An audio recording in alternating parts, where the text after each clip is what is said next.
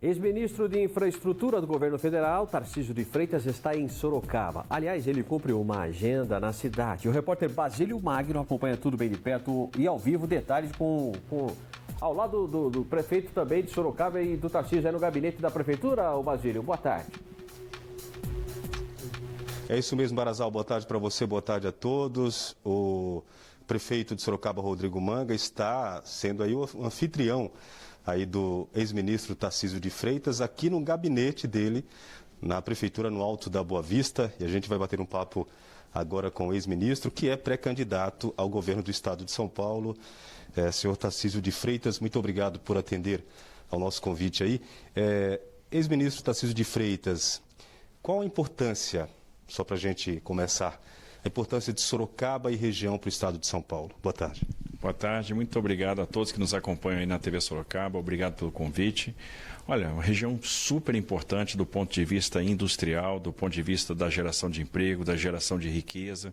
A gente tem o PIB do estado de São Paulo concentrado na região que pega o Vale do Paraíba, a região metropolitana da cidade de São Paulo, Sorocaba, Campinas, chegando até ali Ribeirão. Então, aqui é uma área muito importante. A gente percebe aí o interesse ao longo do tempo das indústrias, houve um grande processo de industrialização e é isso que move, que ajuda a mover essa locomotiva. Então, Sorocaba é fundamental do ponto de vista econômico para o estado de São Paulo e para o Brasil. O senhor é conhecido como um ministro técnico, né? Um homem da infraestrutura. Então, tem uma pergunta muito importante aqui, que nós temos ainda muitos saudosistas, né, da linha férrea, desse modal de transporte muito importante.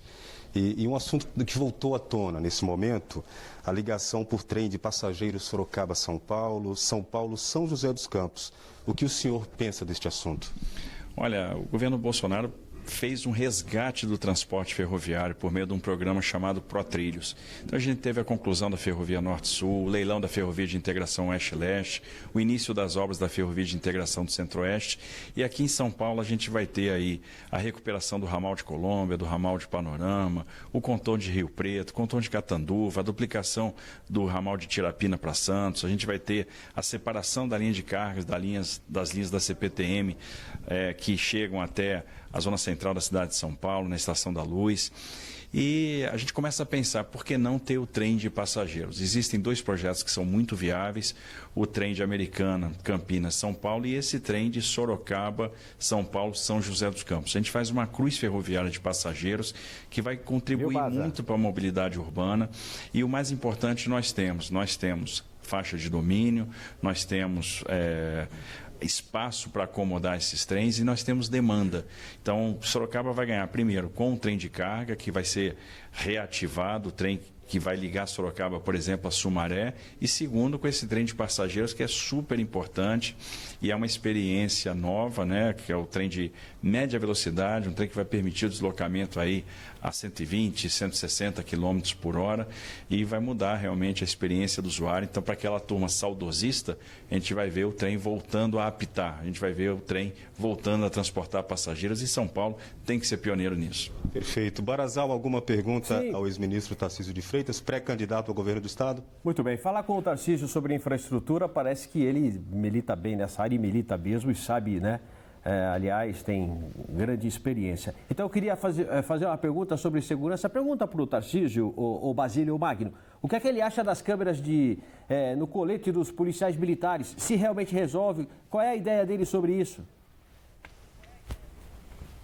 Perfeito.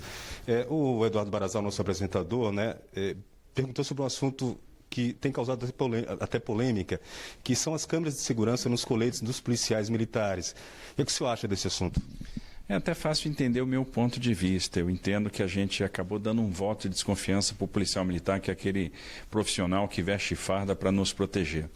Existe uma quantidade enorme no estado de São Paulo de condenados com sentenças que transitaram em julgado e que andam livremente sem nenhum tipo de monitoramento.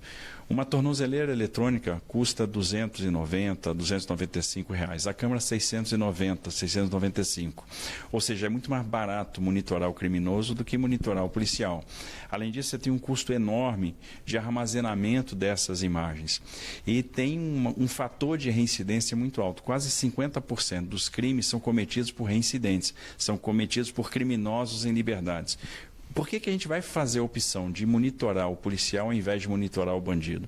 Esse é um grande questionamento que eu faço. Como qualquer política pública, ela precisa ser reavaliada à luz, inclusive, da experiência que nós temos em outros países.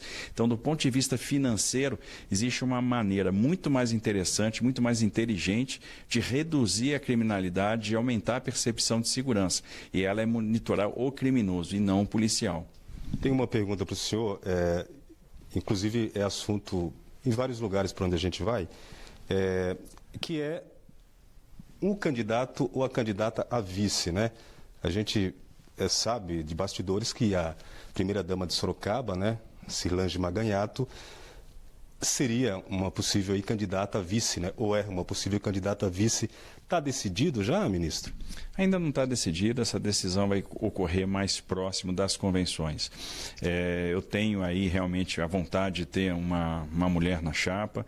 Nós fizemos aí uma gestão no Ministério da Infraestrutura repleta de mulheres em posições de destaque.